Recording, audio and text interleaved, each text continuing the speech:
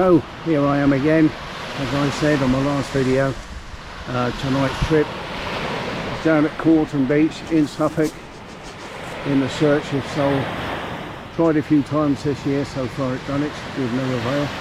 But I did hear on the internet that a few sole had come up from here. And I must say it is looking fantastic tonight. Had a shitload of rain earlier. Hopefully it'll keep off, but I got the shelter up tonight. But yeah, just look at that. Fantastic. Really looking forward to this one. I've got some fantastic bait from Pete Fairclough over in Sheringham. Well done, Pete. Thank you very much again, sir. So it's all looking good. All we need to happen is for the fish to turn up, and of course that's something we can't control. So let's get into it. So we're after sole, so I've got to keep it small. So the rigs of choice tonight, and I made these up last week, are just simple boom rigs, but these are the breakaway weighted booms. I can untangle this.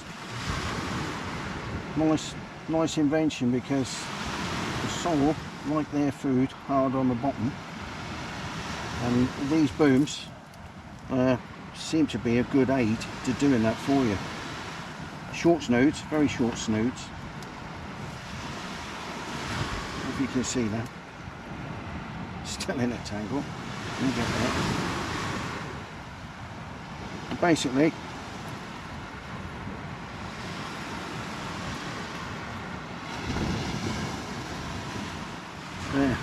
there's the arrangement.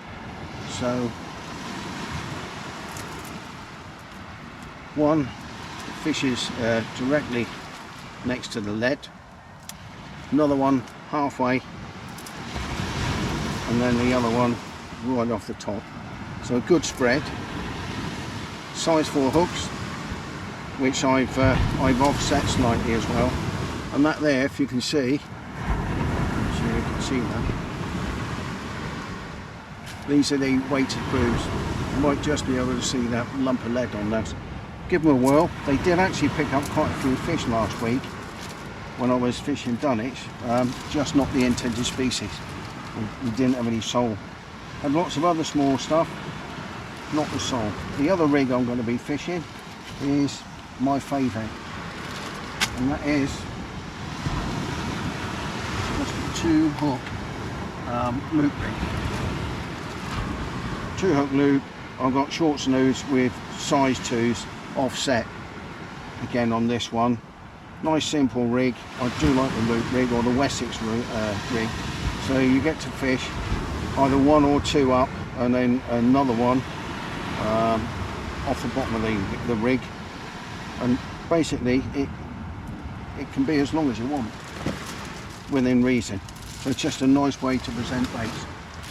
Tonight I'm just going to put a 2-hooker on, and then we'll see what happens if something outfishes the other, or ready to switch, because I really need to try all out for these sole, which has been too long. One of my favourite flatfish, and it's been too long, so I'm going to get baited up, and then we'll have a look what's happening once I'm in the water. So first one is out. That's the boom rig. Just toss that in there on the rolling lead, and this is the loop rig, and I'm a great advocate of using bait needles. It makes life so much easier, so quick, and you don't tend to burst your worms. I don't see any disadvantages, other than I always check my hooks for sharpness now and again, because they do sit inside the hole at the end of the needle, and I think prolonged use can actually blunt it. So if you do, just check your hooks now and again, make sure they're keeping their point. Other than that, it's win-win. Fantastic, nice presentation. Let's get this one out.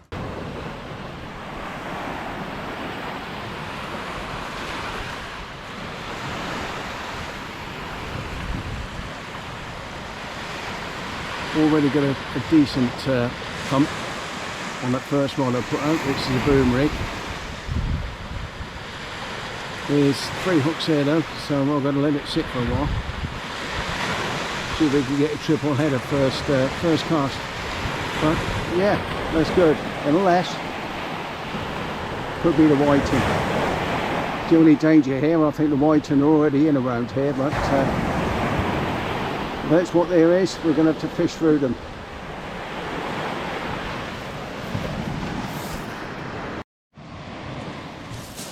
Well, it's been non-stop so far. Yeah, when I come down tonight, I thought everything was going to be perfect. And first cast with the boom rig, eel on the top and a pout whiting on the bottom. But they were smashing that more or less as soon as I went in. Cast the other rod in with a 2-hook loop rig, and really I hardly had time to tighten up on it, and the rod was going ballistic. And as a result, in the bucket there, unfortunately one of them ain't going to make it because he really engulfed the hook. I'll get the other one back, he'll go back alive. But and the other thing I've been pulling in is big lumps of weed. So at the moment it's busy. Yeah, I'm catching fish, and I just hope that these bait robbers ain't going to stop me from getting the target fish. I suppose when all is said and done, you know, fishing's fishing, it'll be fun, but it's frenetic at the minute, so see what we can get. Well, yeah, this looks like the order of the night. Another chuck, another couple of whiting, but I will say I'm gobsmacked at the quality or the size of these fish so early in the season. Normally pin whiting, then followed by the bigger ones. These are big for early season. Wouldn't mind some of these in a match, but on a pleasure thing, not quite so welcome.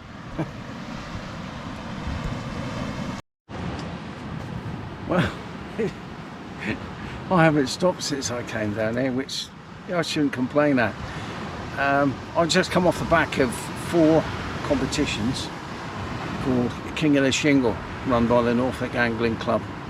It was a sort of filling in thing run by John Spalton during the summer, and to be honest, fish were few and far between, and so I haven't been used to this many bites. This has caught me unawares really.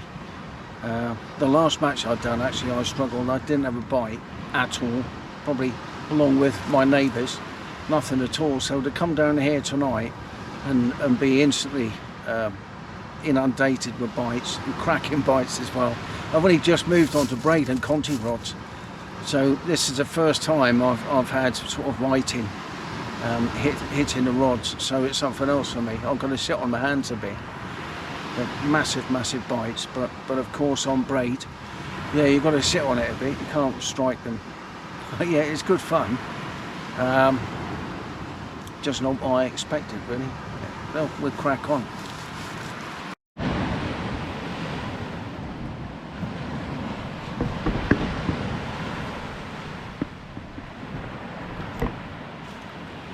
Not sure if you can see this. Okay, fair enough, I'm on braid, but for goodness sakes.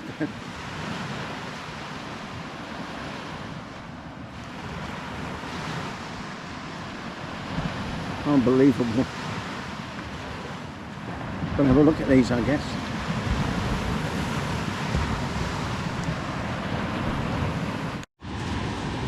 Well, I've certainly been busy. The bites kept coming, mainly with whiting. You know, the stamper fish is still pretty good. Unfortunately, I just lost a set of gear, which was the three boom rig.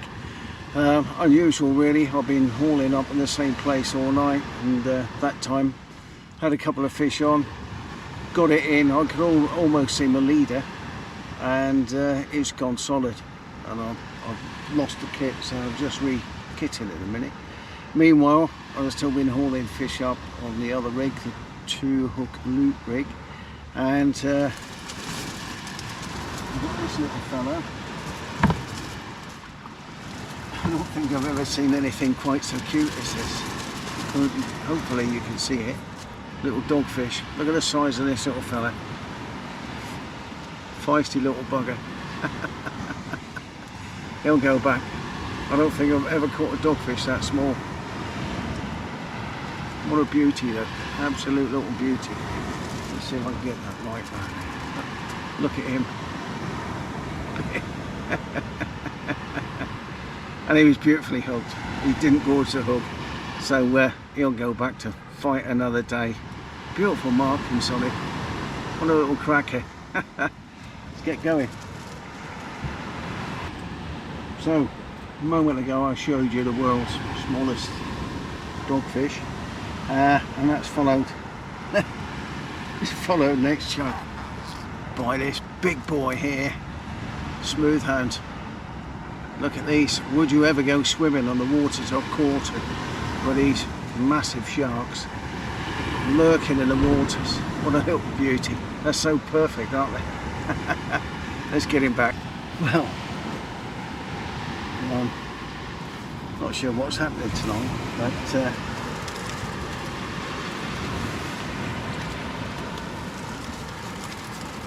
little doggies, tiny. Everything's small tonight. 2 tiny matching pair little doggies, both on the same rig.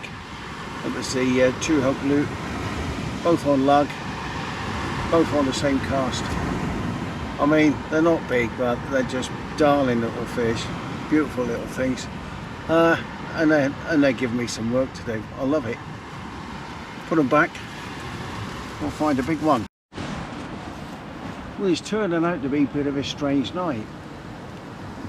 I lost a boom rig, basically dragging it up where I've been fishing quite happily. Suddenly got snagged and I lost it, so I took my time, tied another one, put it out on my other rod so it was nowhere near where I'd lost the other one, and bugger me, I lost it first chunk. So I'm back on 2-hook loop rigs at the minute, and they're fishing well. But the strange thing is here that see, one moment you're okay and then the next minute you're picking up snags. And I think I've read that somewhere about this. Certain parts of the tide, whether there's rope or something, you know, wafting in the tide, I don't know, but it's a bit of a bugger. But on the other side, it's been a surprisingly good night. I came down here in search of sole, and I haven't had any interest so far, or at least haven't landed any sole yet. But on the other side of that, I've had eel, pout, whiting, dogfish and smooth hounds, so you can't complain. It's been bite a chuck. It's kept me really busy. We're now at the bottom of the tide.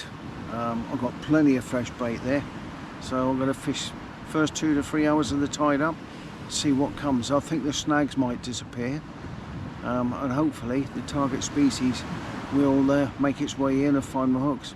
So let's keep at it. Well, time's marching on now. It's getting on for 1:30, I think.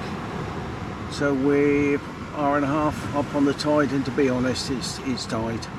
I've had a few problems as well, more rig problems, more curse of the boom rig. I just pulled my last boom rig in, and on the middle boom was a tiny eel who managed to wrap itself up and buggered up the snoot, so I had to cut him free. He got away, he survived, but yeah, for some reason it's just dried up. It was a bite of chuck earlier, and surprisingly really it's just dried. So I'm going to have a couple more chunks. I'll start packing up the kit now, and we'll call it a day. In some respects disappointing, but in other respects it's been quite enjoyable, so yeah.